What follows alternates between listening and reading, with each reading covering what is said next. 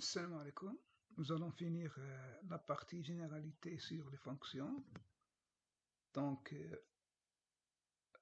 on va voir centre de symétrie. On considère f une fonction d'ensemble de définition notée df. Et on a, quel que soit x, on a a moins x et a plus x dans f. Et vérifie cette relation-là. Alors, on dit que le point noté oméga AP de coordonnées AP est un centre de symétrie de la courbe représentative de f. Exemple, je prends une fonction numérique de x-1 sur x-3. Son domaine c'est R privé de 3.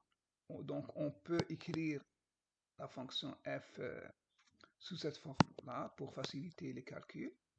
Donc je prends un élément de l'ensemble de définition de f. Et alors, le 3 moins x et 3 plus x appartient toujours à ce domaine-là. Et je vais vérifier la deuxième condition, c'est-à-dire que f3 moins x plus f3 plus x égale à 4. On va remplacer les images. Donc ici, on a deux nombres opposés, donc leur somme c'est 0, de même ici. Et ça plus ça égale à 0. Donc on aura bien vérifié la deuxième condition. On dira que oméga de coordonnées 3, 2 est un centre de symétrie. Voilà la courbe. Donc on remarque dans l'ancien repère, c'est le repère OIJ, voilà. Donc la construction de cette fonction, il est plus facile si on fait un changement de repère oméga toujours ici. On remarque que cette fonction-là, c'est de f, et admet comme oméga comme centre de symétrie. C'est-à-dire que la fonction dans ce repère-là, si on fait un changement de variable, on constate que la fonction elle est impaire par rapport à ce repère-là, nouveau repère. D'accord?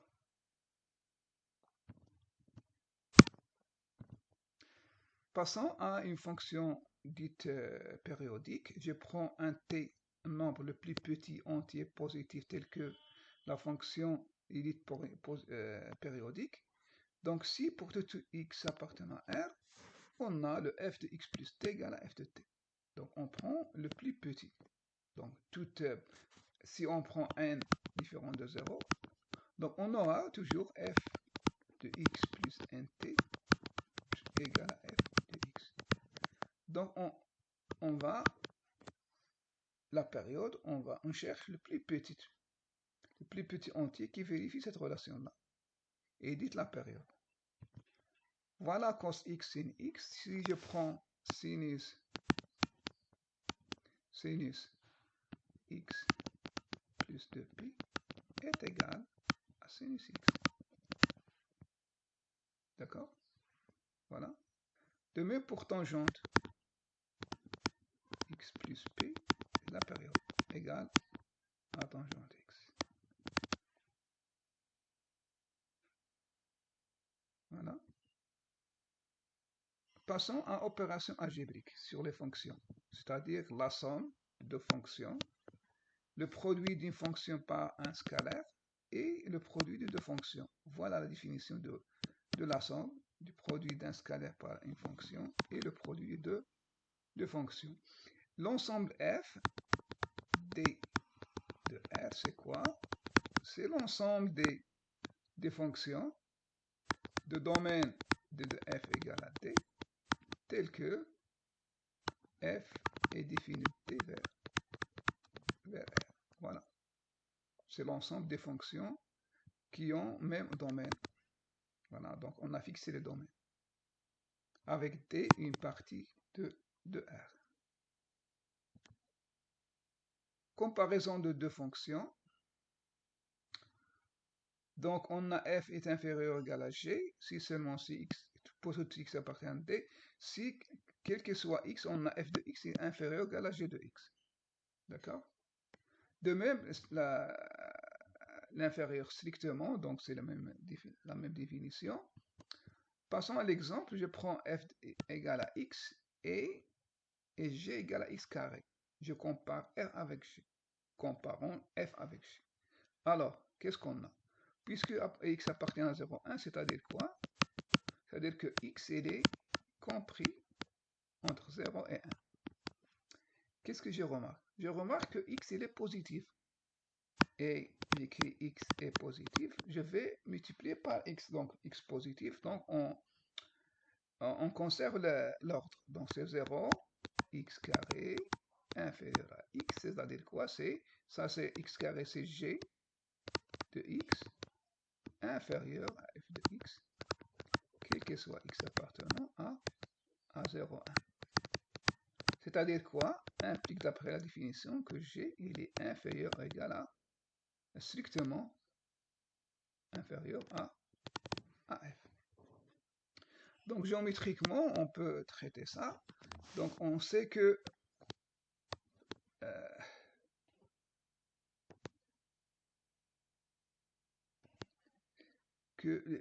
f de x a pour représentation, c'est la première bisectrice. Ici 1, ici 1. Et je sais x carré, c'est parabole, donc j'ai la parabole, autre couleur, par exemple.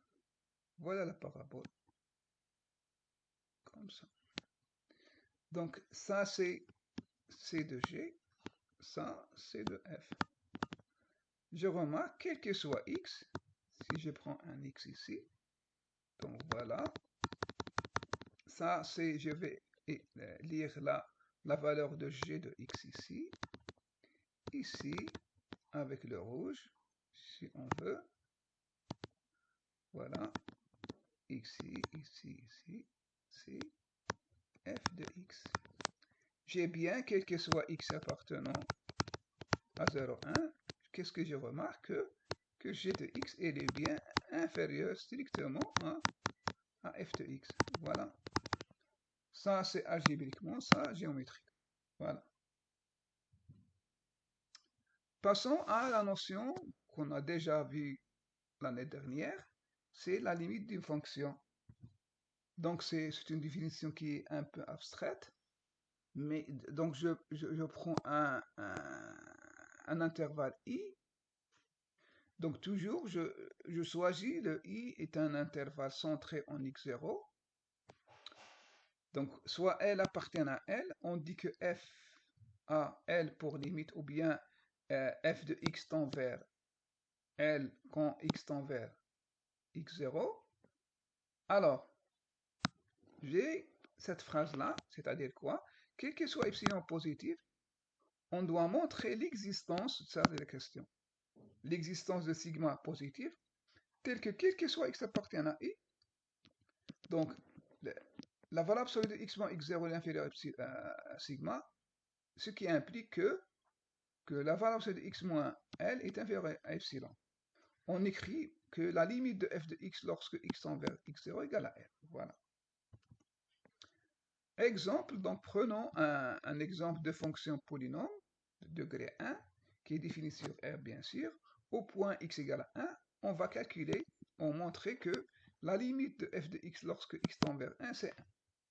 C'est-à-dire quoi? En revenant à la définition, on doit montrer que quel que soit epsilon positif,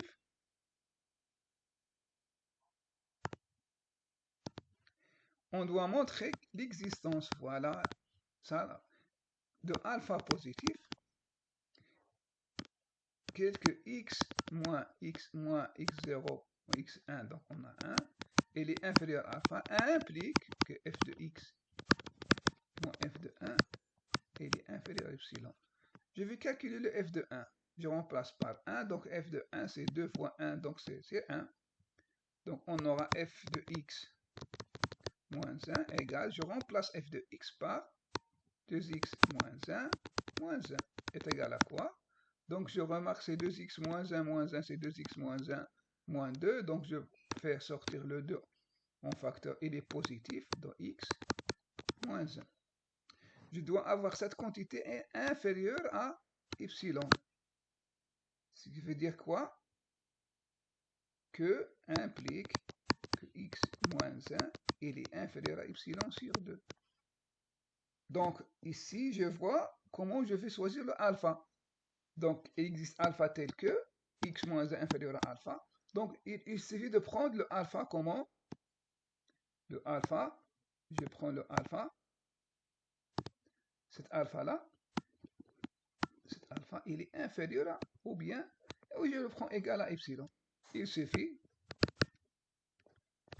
de prendre alpha, d'où le résultat. Si je prends epsilon égale alpha sur 2, alpha, donc j'aurai quoi? J'aurai x moins 1, il est inférieur à epsilon sur 2. Je vais multiplier par 2, je reviens à cette expression-là, tout le résultat. C'est bon? Si f admet une limite au point x0, cette limite elle est unique. Donc voilà la démonstration. Donc il suffit de choisir deux limites et montrer que L1 égale à L2. Donc je traduis le fait que f tend vers L1 avec epsilon sur 2 de la même façon que f de x tend vers L2 lorsque x tend vers x0. Et je vais calculer ou évaluer la différence. Donc je prends le min de sigma 1 et sigma 2. Donc je vais ajouter, retrancher le f ici. Je prends L1 moins L2 égale L1 moins f de x. Je vais ajouter, retrancher le f de x moins L2. Et l'inégalité triangulaire, voilà ça. Donc voilà, entre parenthèses ici. Je passe à l'égalité triangulaire. Ça, elle est inférieure à ça. Ça, il est inférieur à epsilon sur 2, ça est inférieur à epsilon sur 2, ce qui entraîne quoi? Que L moins L2 est inférieur à epsilon, quel que soit epsilon. Ceci, quel que soit epsilon. Donc, si je prends le epsilon, c'est ça. Qu'est-ce que je vais avoir? Je vais avoir que L1 moins L2, il est inférieur à L1 moins L2 sur 2, ce qui est impossible. Ce qui est impossible parce que ça, il est supérieur à 1,5.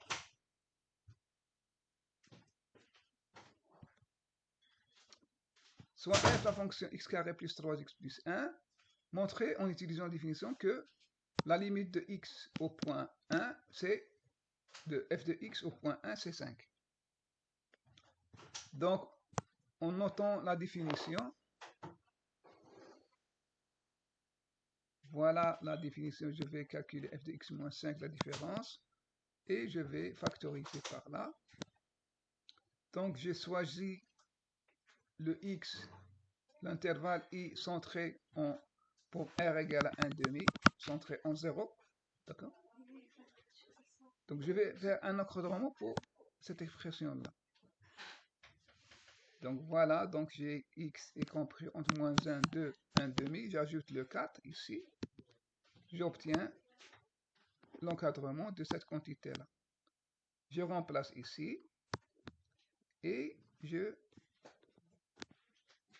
j'obtiens ça. Donc j'ai besoin que ça est inférieur à epsilon. C'est-à-dire quoi? Que x moins 1, il est inférieur à 2/9 de epsilon. Donc il suffit de prendre quoi? Il suffit de prendre alpha égale tout entier 2/9. D'accord? Donc j'ai dit bien, il suffit de prendre alpha égale à 2 sur 9 epsilon, ou bien il est inférieur ou égal. Donc voilà, donc d'où le résultat.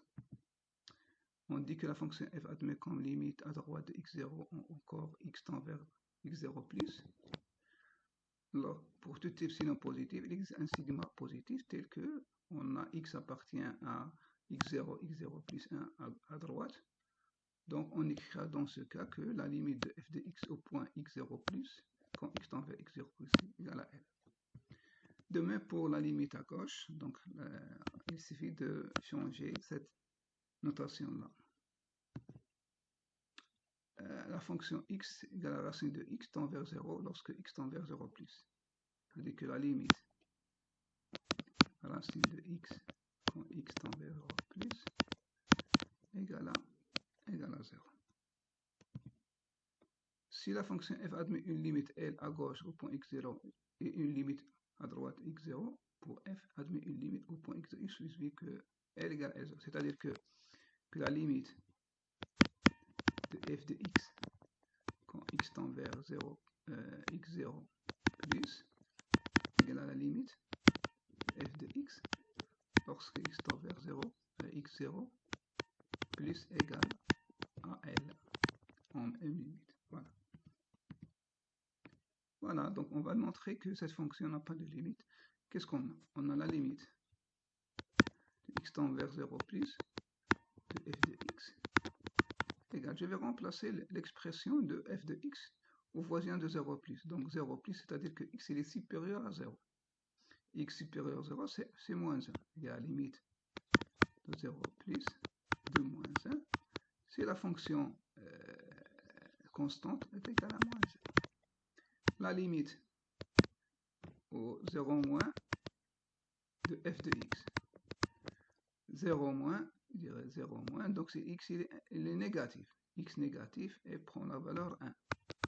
La limite, toujours 0 moins de 1. Une constante, c'est 1. Donc on a moins 1 différent de 1. Donc f n'admet pas de limite au point 0. Définition. La limite est l'infini, voilà la définition. La limite au moins l'infini est moins l'infini, voilà la définition. Donc c'est une définition à apprendre. Définition. Lorsque f de x tend vers plus l'infini, x tend vers x0. Voilà la définition. De même, moins l'infini. Si je prends x0 plus ou moins l'infini, voilà. Voilà les deux définitions A, B, C. Je passe un théorème, soit f à b, les deux propriétés sont équivalentes. La limite de f de x au point x0 égale à L est équivalent à toute suite qui converge vers x0, alors la limite f de x0 égale à L. C'est-à-dire quoi? Que la limite de f de x au point x0 est égale à L si seulement si, quelle que soit la suite xn qui tend vers x0, on a la limite de f de xn, n tend vers plus l'infini, est égal à f de x0 égale à L. D'accord? Voilà, je passe la définition à lire, donc je passe. Voilà, je donne un contre-exemple. Donc, soit f une fonction définie de R vers R étoile vers R, à x fait correspond sinus 1 sur x. Sinus 1 sur x. On n'a pas de limite au point 0. En effet, je prends une suite, donc il suffit d'exhiber ou bien de trouver une suite. xn c'est 1 sur 1 plus 1pi, et la suite yn c'est 1 sur 2pi plus pi sur 2. Donc, qu'est-ce que je remarque? Que la limite de cette suite-là tend vers 0, 1 sur l'infini, donc c'est 0, et la limite de cette suite-là aussi tend vers l'infini, donc l'inverse de l'infini, c'est 0. D'accord? Donc, sinus de xn, c'est sinus 1 pi, pi égale à 0. Et sinus yn, c'est 2 1 pi, c'est l'inverse, donc c'est 1. Alors, les deux suites sont différentes, donc f n'a pas de limite au point 0. D'accord? Théorème, f et g de deux fonctions, la limite de f de x au point x0 c'est L, et la limite de g au point x0 c'est L0. Alors, là sont la multiplication et aussi la multiplication de deux fonctions. Application au polynôme. Donc, si j'ai deux polynômes, et x0 apparaît. Alors, la limite de P de x au point x0, c'est l'image de x0 par P. De même, si x0 est différent de 0, alors la limite de P de x circuit de x au point x0, c'est P de x0 circuit x0. La limite de sinus AX sur AX égale à 1, A différent de 0, c'est 1. Et la limite tangente XA sur X égale à 1 pour A différent de 0. Et enfin, la limite de 1 moins cos X sur X au carré au point 0, c'est 1 demi. Application, donc j'ai un polynôme, donc P sur Q. Il suffit de remplacer le X par 1. Voilà. De même ici, la limite plus l'infini. Donc je prends le plus grand degré. 2x carré sur x carré, voilà, c'est 2. Et la limite de x carré de cette polynôme-là, plus grand degré, voilà, plus grand degré, ici le 4, donc moins l'infini, donc c'est moins l'infini. D'accord. Ici, la limite l'infini. Donc je vais multiplier par le conjugué, voilà le conjugué, après calcul. Et donc x en facteur ici, et je vais simplifier par x ici. Donc voilà, on aura ça.